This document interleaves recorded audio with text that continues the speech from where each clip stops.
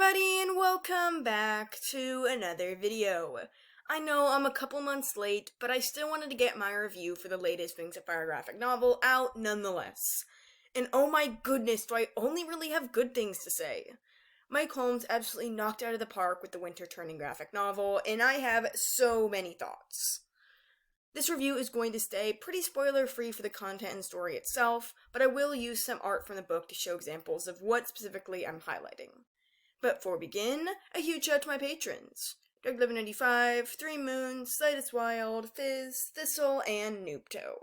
Thank you all so much for supporting me. Links to the social medias are in the description down below. Anyways, without further ado, let's get into the video. I'm going to start off by saying that the Winter Turning graphic novel is easily the best illustrated addition to the series yet. I thought the Moon Rising art was great, but the pieces in this graphic novel? Oh my goodness, I sat just staring at the gorgeous pictures for ages. It felt like with every page, the quality was just getting better and better. Mike Holmes has improved so much throughout drawing the art for these graphic novels. I'm very happy that he signed my copy of what contains his best works yet.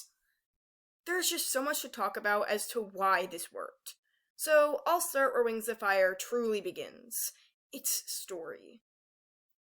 A complaint I had about the previous graphic novels is that the storytelling is pretty off.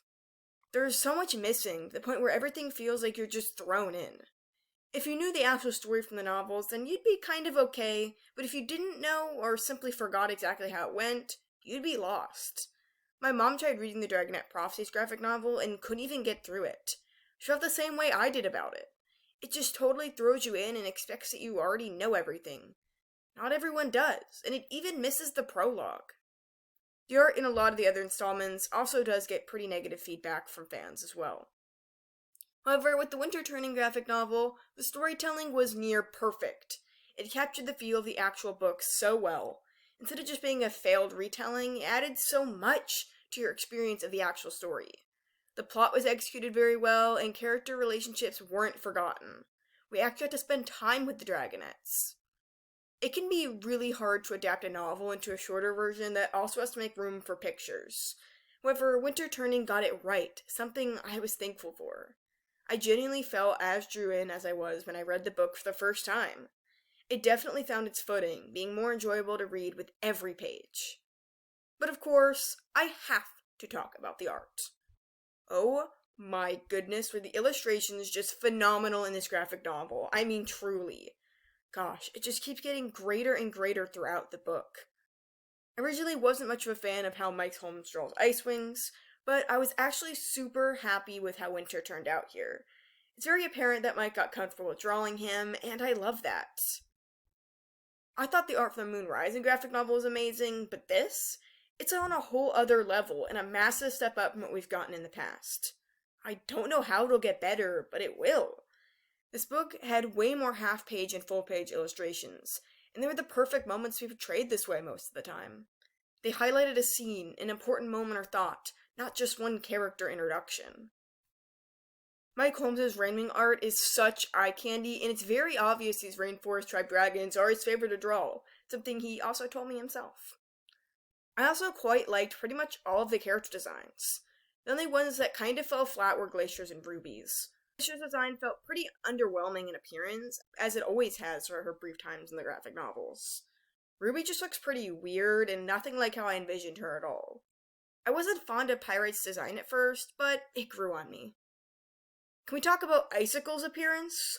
Whoa, was it genuinely creepy to see the way she was drawn and portrayed here. Mike Holmes nailed that scene 100% in more ways than just design. The emotion is perfectly captured through art as well as words. Also, I need to bring up the scenery art. The backgrounds were literally amazing in every way possible. They're genuinely so full of life for a change, and added a million wonderful layers to a scene. I love getting to see the diverse housing and possibility. And don't even get me started on the Ice Kingdom. It looked miles better than I ever envisioned it in my head for some reason. It was so pretty to look at and admire. It really brought the world and the Icewing tribe to life. Even the mountainous areas were so full of depth and were drawn to show the atmosphere or vibes of the scene well. When I saw the Icewing wall of names, I was literally shocked. I imagine it as just some few names on little silver plaques, not an entire snow wall. And honestly, the latter is just perfect. It goes to show how daunting the wall, and therefore the ranking system, really is. Dude, the diamond trial scenes? Oh my goodness, I was hooked. Just the beauty and terror of the caves, the way the emotion was so perfectly displayed on character faces, everything. The tension and sadness were so apparent. Again, I'm also very, very glad that character moments weren't overlooked for the sake of key plot points. Everyone and everything looked great.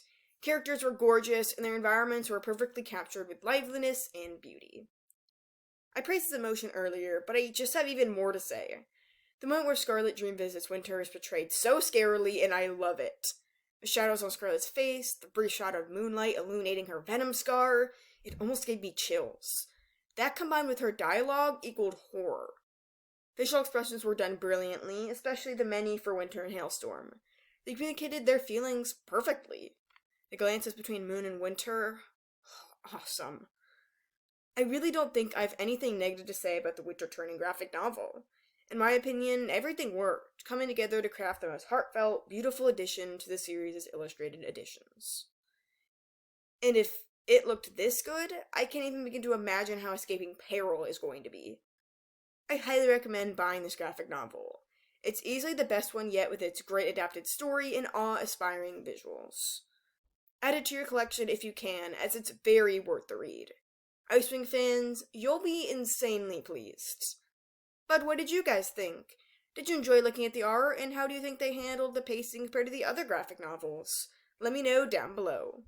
Again, sorry this is a little late. I wanted to get the most time out of enjoying it in the process of making this review as I could. Thank you all so much for watching, and I'll see you in the next video. Bye!